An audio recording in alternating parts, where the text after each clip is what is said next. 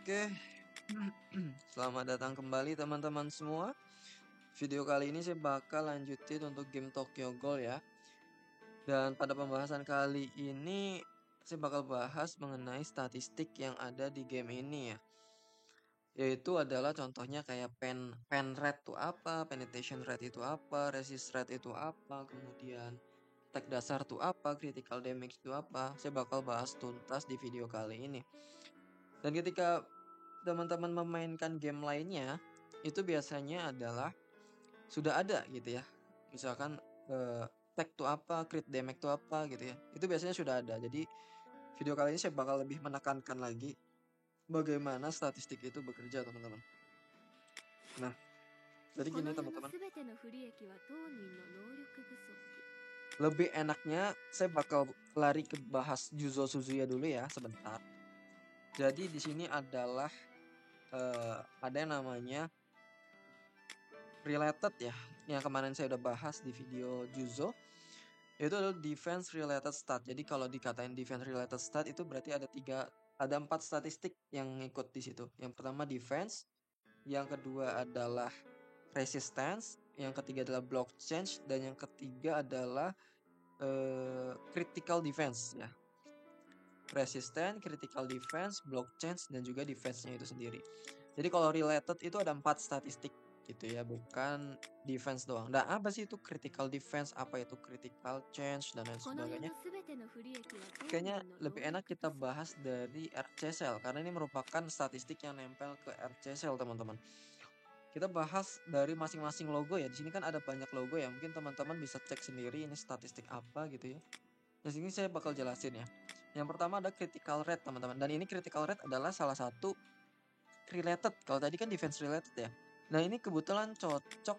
Oh enggak. Ini adalah attack related ya. Salah satu attack related yaitu critical rate. Naik 2,5%. Ya, namanya critical rate ya. Ini adalah kemungkinan untuk terjadinya critical meningkat 2,5%, teman-teman. Gitu ya. Jadi kemungkinan critical itu naik gitu ya. Kemungkinan terjadinya critical. Nah, kemudian kalau udah critical, itu kan ada damage-nya ya.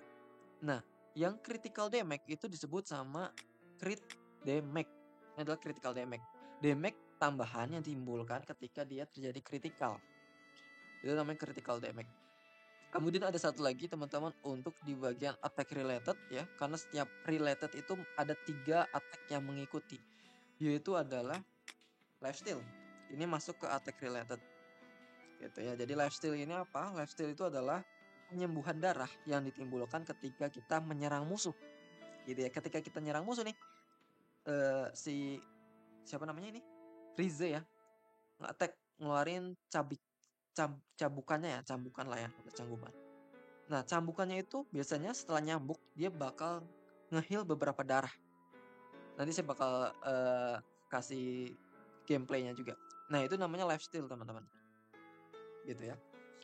Kemudian kita beralih ke attack dasarnya. Jadi di sini ada attack dasar yaitu attack ya kayak tau lah ya, serangan untuk meningkatkan damage ya. Kemudian defense juga sama untuk pertahanan. Kemudian HP adalah darah dia gitu ya. Jadi ini adalah basic stat yang murni yang nempel di bagian karakter. Oke. Selanjutnya kita lanjut ke bagian defense. Tadi yang udah dibilang ya defense related. Yaitu ada critical resistance. Critical resistance sama kayak ini ya. Bedanya adalah ini critical rate. Nah, ini adalah critical resistance. Gitu ya. Sebentar. Nah, ini adalah kebalikan dari critical rate. Jadi, ketika hero ini, Rize saya dipasangin critical resistance, maka kemungkinan untuk terjadi critical ketika musuh nyerang gitu ya. Musuh kan nyerang kita nih. Itu kemungkinan kritikal bakal dikurangin 2%. Jadi musuh itu lebih sulit untuk terkena kritikal untuk hero kita gitu ya. Mereka nyerang nih. Det. Kalau kita crit resistnya adalah tinggi gitu ya.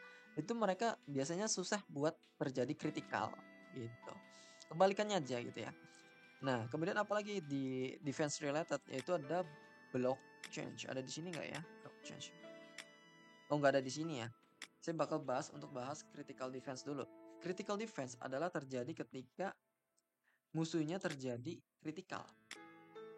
Sama. Ini kan critical damage ya, untuk menimbulkan damage tambahan ketika terjadi critical. Nah, ini untuk tanker teman-teman. Critical defense adalah ketika critical itu datang, kena nih kita nih, kena critical nih. Jat, damage dia critical. Tapi damage-nya itu nggak terlalu tinggi gitu. Critical damage-nya itu berkurang sebesar 2,4%. Intinya gitu ya, pasti paham lah. Ini untuk counter dari crit damage. Apa sih kegunaannya kita merhatikan ini? Nanti akan ada teman-teman saatnya menemukan di end game itu teman-teman butuh full crit defense. Jadi semuanya dipasangin crit defense semua, nggak ada attack sama sekali.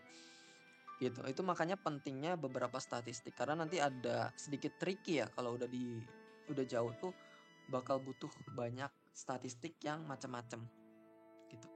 Kemudian apa lagi? Yaitu ada block change. Ini critical resist ya. Saya coba geser. Ada nggak block change? Block change. Ah, ini kayaknya. Oh, defense. Jadi ada defense juga teman-teman. Basic stat juga ada di sini ya. Kalau di bagian sini. Ini basic stat. Kok block change saya nggak nemu ya? Logonya itu sebentar teman-teman.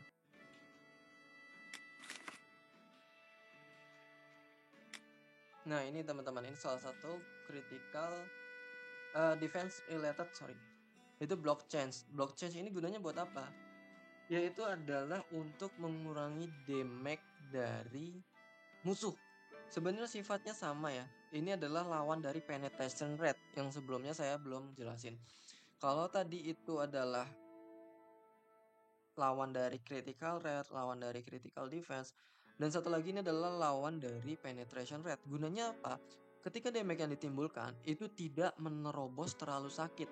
Ada saatnya dia itu damage terobosan atau damage ledakan di beberapa hero itu menembus sampai defense-nya itu nggak bisa tertahankan teman-teman. Susah untuk menjelaskannya, itu biasanya menempel pada pasif beberapa hero.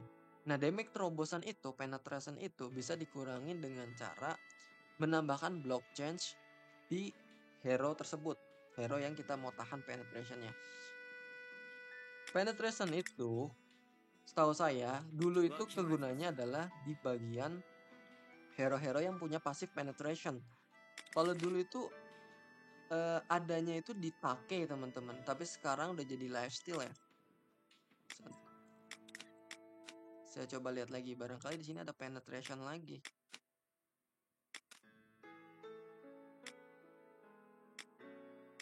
Oke, ini fokus ke lifestyle ya.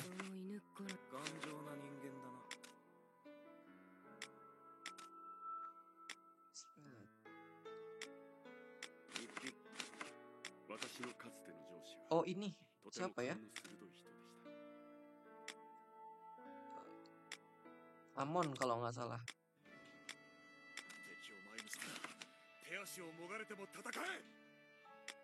Amon. Nah, ini kan Amon kan meningkatkan penetration rate ya. Dan ini punya damage ledakan yang lebih besar dibandingkan hero-hero lainnya. Dengan catatan apa? Dia tuh harus terjadi critical, teman-teman. Jadi ketika dia terjadi critical, dia dapat damage terobosan sebesar 6%. Sebenarnya bukan damage tambahan yang timbul tiba-tiba, tapi ini adalah loncatan damage ketika terjadi A, maka terjadi loncatan damage. Nah, A-nya itu adalah critical di sini. Gitu ya. Jadi block change itu adalah untuk menahan penetration rate damage yang tiba-tiba muncul secara tiba-tiba gitu ya. Damage ledakan juga masuk ke sana. Cuman cara menjelaskannya itu agak sedikit sulit ya. Damage ledakan itu adalah ini baru muncul ketika ada di server masa depan gitu teman-teman. Damage tambahan itu contohnya kayak apa ya? Arima deh. Arima itu ada damage tambahan yang ditimbulkan dari pedangnya. Nih, ketika ronde itu berakhir, dia bakal memberikan damage tambahan 190% attack. Nah, ini bisa dicegah oleh defense yang pertama, dan yang kedua adalah penetration rate teman-teman.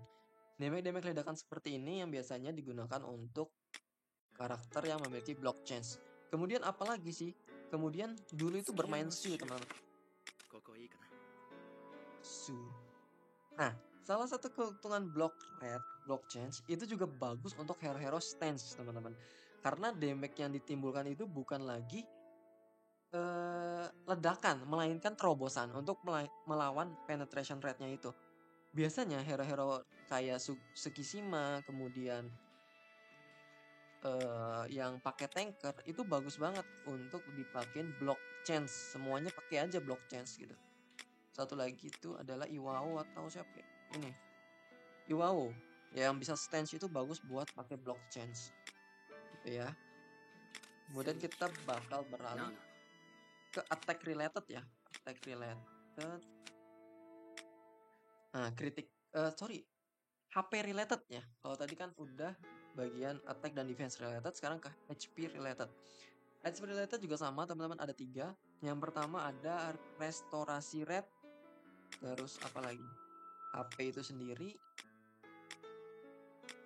Kemudian ini ya, regeneration 2. Satu lagi adalah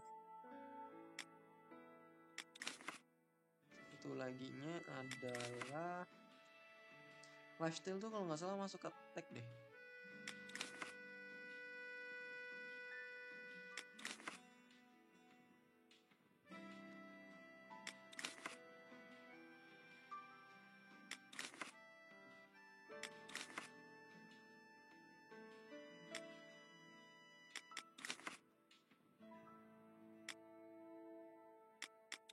Regeneration.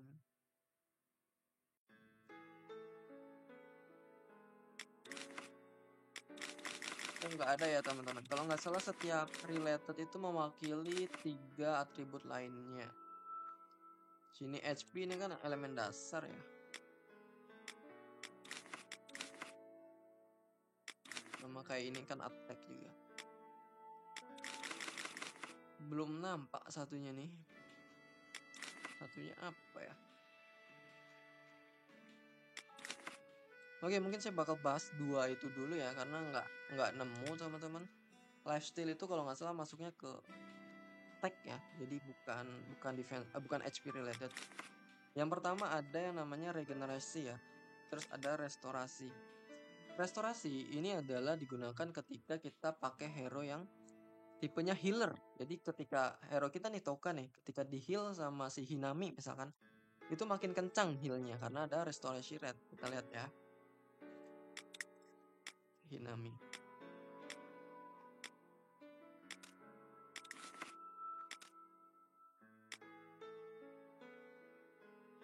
Nah, ini heal kan ya. Di sini nggak bahas restorasi dan lain sebagainya sih memang.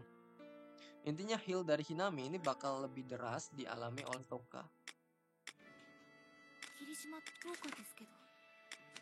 Kemudian satu lagi adalah regenerasi ya. Regenerasi ini ketika teman-teman ronde awal dimulai, itu kan biasanya dapat darah ya. Itu adalah regenerasi. Gitu. Cuma nanti ini sedikit terbolak-balik atau tidak. Ini nih ada bonus semuanya ya, lifesteal, block, and regeneration.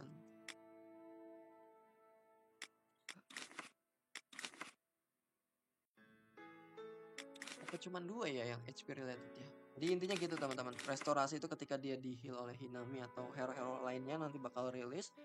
Kalau regenerasi itu ketika ronde awal dimulai, biasanya dapat darah. Nah, saya bakal liatin semua statistik itu bagaimana bekerjanya ya, dengan cara main di... Kalau PvP nggak bisa diatur, jadi saya bingung karena dia mainnya auto. Saya bakal main di bagian PvE aja ya, di sinilah campaign. Kita bakal main yang sini.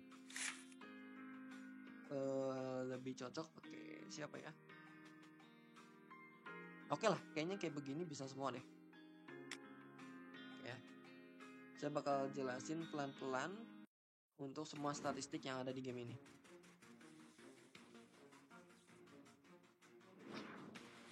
Saya bakal kasih dia kecepatan di angka 2 aja kali ya.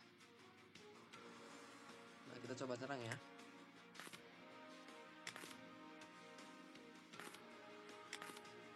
Lihat ya. Dia nggak terjadi critical ya, artinya critical rate dia rendah.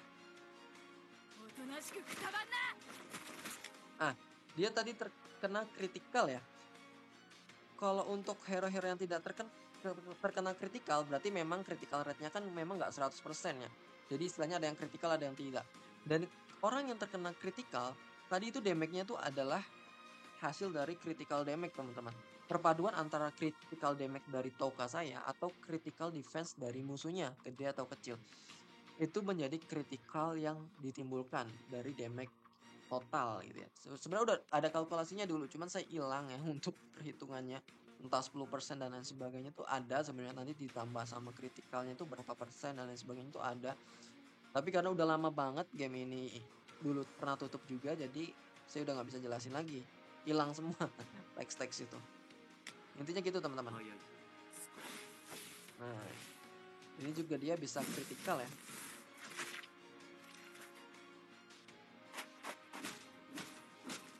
Nah, itu tadi kena kritikal lagi.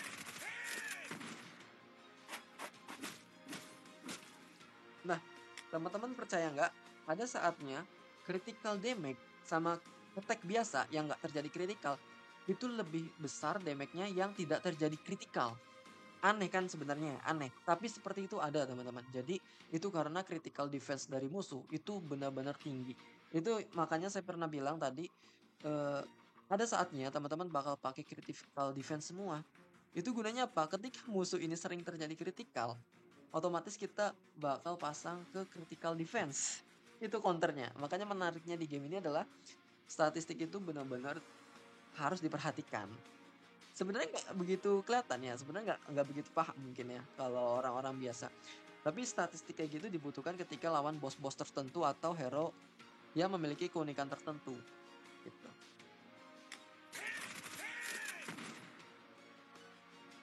Nah, ini adalah salah satu pasif Arima. Ketika dia udah ada 5 stack, dia pasti critical damage-nya. Saya coba ya.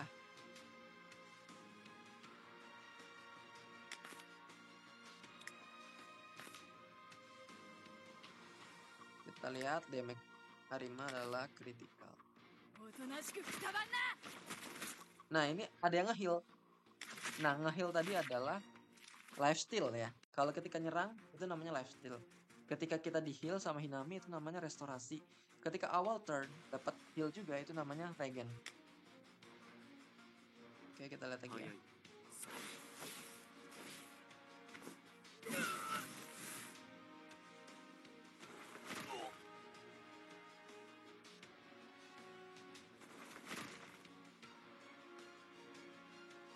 Nah, di awal turn biasanya dapat darah. Oh, sayangnya ini ya, kita nggak ada yang darahnya berkurang. Ada ya? Kok nggak nge-heal ya? Sebentar.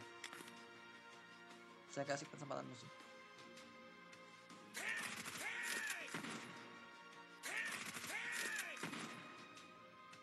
Nah, ini ada yang ke-heal kan ya ketika dia diserang. Itu adalah regenerasi gitu. Jadi tiap rondenya dia dapat darah. Semakin tinggi regenerasi, maka tiap turn dia bakal tinggi naikin darahnya. Tuh, teman-teman.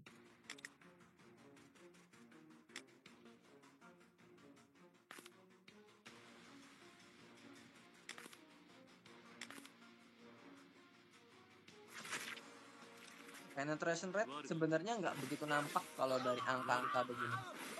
Intinya dia ada damage lonjakan yang bisa terjadi ketika dia mencapai batas tertentu. Critical defense ya tadi ya, lawannya critical rate. Critical damage.